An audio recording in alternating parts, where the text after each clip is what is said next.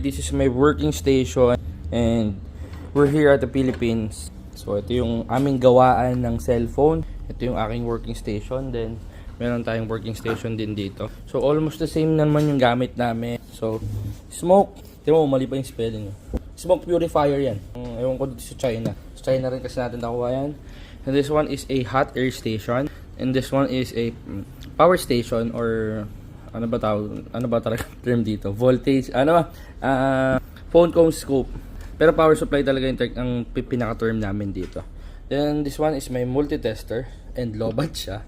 So di-charge lang yan. So type C. Currently I'm using a type C dyan. So this, naman to? Power